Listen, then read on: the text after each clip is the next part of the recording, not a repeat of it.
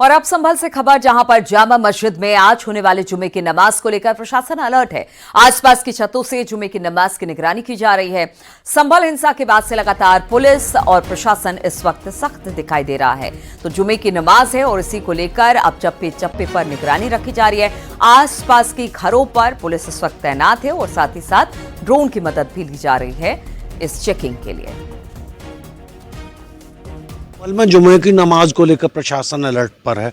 हम संभल के जामा मस्जिद इलाके में ही, जामा मस्जिद इलाका है, हम अपने पीछे अपने साथी कैमरा पर्सन से कहेंगे यहाँ पर बाहरी पुलिस की तैनाती है। एडिशनल एसपी हैं, सीओ हैं, भारी तादाद में पुलिस है, पीएसी है। तो नमाज को लेकर, जुमे की नमाज को लेकर प्रशासन पूरी तरह से तैयार है। दरअसल में 24 नवंबर की हिंसा के बाद में जुमे की ये संभल में 5वीं नमाज है, 5वां जुमा है, जिसको लेकर व्यापक तैयारी है। प्रशासन शांतिपूर्ण नमाज चाहता है। वहीं इस बात पर भी नज़र है कि आम दिनों की तरह जो नमाजी जामा मस्जिद में नमाज पढ़ने आते हैं वही आएँ, एक्स्ट्रा भीड़ ना जुटे, जिससे कल का कुछ समस्या हो। यहाँ पर हमारे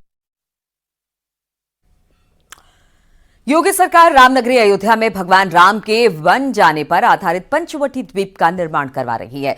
सरयू नदी के किनारे जमथारा घाट पर लगभग 75 एकड़ में 100 करोड़ रुपए की लागत से पंचवटी द्वीप बनाया जा रहा है। इसमें पर्यटकों को प्रभु राम के जीवन चरित्र से जुड़े प्रसंगों की जानकारी दी जाएगी। पर्यटन के लिहाज से श्रद्धालुओं के लिए टेंट सिटी, फूड हब और बच्चों के लिए भी यहां पर सुविधा उपलब्ध कराई जाएगी। अयोध्या में गुप्तार घाट के निकट सरयू जी में एक रिवराइन आइलैंड है, जिसको कि पिछले वर्ष भी अयोध्या विकास प्राधिकरण द्वारा पंचवटी द्वीप का कॉन्सेप्ट देते हुए उसका डेवलपमेंट किया गया था। और इस वर्ष, पिछले वर्ष की भांति इस वर्ष भी हम लोग ने शासन को पत्राचार किया है अनुमति के लिए। अनुमति प्राप्त होने के उपरांत उसका विकास किया जाएगा, जिससे कि श्रद्धालुओं को और आने वाले पर्यटकों को राम जी के जीवन से जुड़े हुए प्रसंगों के बारे में जानकारी लेते हुए एक अच्छा टूरिज्म डेस्टिनेशन प्राप्त होगा। श्री राम से रिलेटेड जो भी मतलब वो कांड हैं, जैसे सबरी माता के मिलने गए थे, लंका दहन में गए थे अंगद जी, वो तरह तरह के जितने भी उनके कांड हैं, वो कांड को हम लोग मूर्तियों के द्वारा, ऑडियो वीडियो के द्वारा अपने श्रद्धालुओं और आगंतुकों को दिखलाएंगे हम लोग। इसके अलावा क्या व्यवस्थाएं होंगी? इसके अलावा आप कह सकेंगे कि जो भी श्रद्धालु आएंगे तो यहाँ पे स्टे की भी व्यवस्था की जा रही है। एक 5 स्टार फैसिलिटी की व्यवस्था दी जा रही है रहने के लिए। उनको खाने के लिए फूड प्लाजा है। वेडिंग डेस्टिनेशन का भी अपना यहाँ पे प्लान बनाए हुए हैं हम लोग।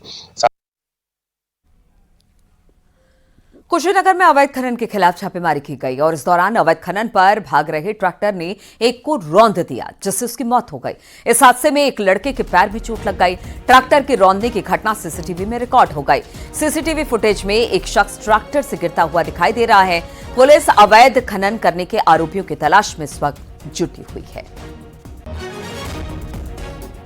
तो हादसे में एक लड़के के पैर में चोट लगी है। बताया जा रहा है कि अवैध खनन के खिलाफ छापेमारी हुई थी और इसी अवैध खनन के खिलाफ जब छापेमारी हुई तो ट्रैक्टर वहां से भागने की कोशिश करने लगी और इसी दौरान एक व्यक्ति इसकी चपेट में आ गया। बताया जा रहा है कि उसे कुचल दिया गया। पूरे मामले में अब पुलिस इस मामले की छानबीन में जुट गई है।